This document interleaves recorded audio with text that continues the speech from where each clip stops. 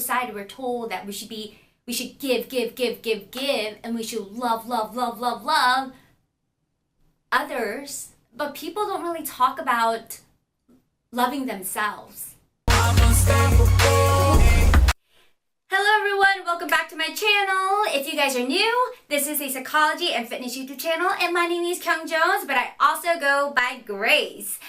So I know that my upload schedule has been pretty iffy this past month, or the month of June, and I'm here to explain why it's been very, why I haven't been uploading that much, and why I've been kind of staying off camera. So yeah, so today we're just gonna talk about kind of life updates, but also how to overcome difficult situations. Everyone goes through difficult times, whether they show it or not. Everyone goes through difficult times, and you know, some people can come out on the top, and some people let the situation, you know, define them, and it's really hard to overcome certain obstacles that you're in. So I'm here to talk about that as well. So let's get started. So some of you know, and some of you might not know, and if you guys don't know, I'll just link some of the videos that I made in the past couple of months so that you guys can briefly understand where I'm coming from. Last June of 19 through the 21st of June of 2016, I was drugged and raped and betrayed by someone that was very close to me. And, you know, I obviously got so much stronger from it. You know, I saw strength in me that I never thought that I had in me. So I obviously took that negative situation and I turned it into something that is positive, something that will benefit me and other people by talking about it. Because as most of you guys know, if you guys are not aware, sexual assault, whether it's molestation, rape, it happens more often than people realize. So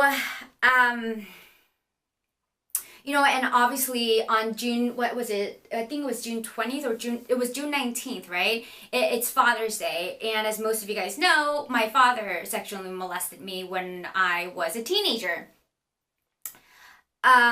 So having all that stuff happen to me on Father's Day, it really takes a mental, emotional toll on you. And no matter how many times you tell yourself you've gotten stronger from it, you know, you've helped people because of what you've been through, it's still freaking hard, you know, let's be honest. So no matter how much I tried not to let it negatively affect me, it obviously affected me last month a lot. I cried a lot, and I just had a lot of hate in my heart. I just had a lot of hate in my heart. You know, I don't understand how people can be so evil. I guess because I've been through so much, and I don't think I'm an evil person. And I think my husband and my close friends can vouch for that. So I don't really understand how people can do really messed up crap and think that it's okay to do that. So yeah, so I was in my own head last month, and like I said, I cried a lot. And that's why I really didn't do YouTube. I just basically vlogged from the camping footage that we went to Red River and to Taos, New Mexico. But other than that, I didn't really want to sit in front of the camera and talk, just because I needed my time, and it's okay to have your time. So with that said, that's the reason why I was off of YouTube, and my upload was very random, because I need to focus on myself. You know, you have to take care of you. You have to love yourself. So let's get to, so during this whole process, right, just everything in life in general, I slowly began to understand what loving yourself meant. Now, some people might say when you love yourself, that's a narcissistic behavior. And while that may be true, it depends on how you love yourself. Like if you're walking around being really cocky and conceited, being like, oh, I'm the shit, everyone should just love me, I make no mistakes, then that's a form of narcissism. That's narcissism. But when I'm talking about self-love is loving yourself enough to let the negative situation go. So while I know this, I think it was a couple of weeks ago, so it was in June, and I think it was maybe like the 3rd week of June or maybe the 2nd week of June, I had an epiphany. When all that stuff went down with, my family and with a guy and with that close friend of mine, I did let it get to me, and I told myself, I don't want anyone to take anything else away from me, because what my dad did to me, I can never get back. He has literally psychologically damaged me for life. But at the same time, because of that, I can actually relate to other women and even men that were, sexually molested by a family member.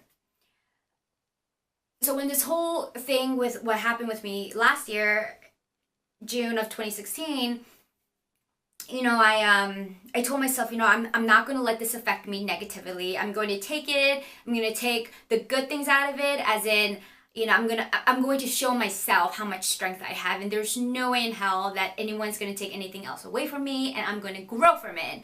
And I did. But it wasn't up until like last month where, like I said, an epiphany, and I was like, you know what?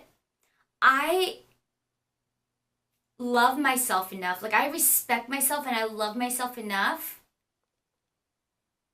to not let that girl or the guy or my dad or my mom have a hold on me.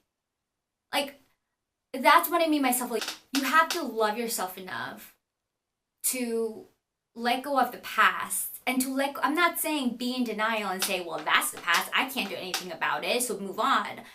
Face it head on. Whatever your problem is, whether you're sexually assaulted, like molested, raped, or, whatever issue you're facing, face it head on.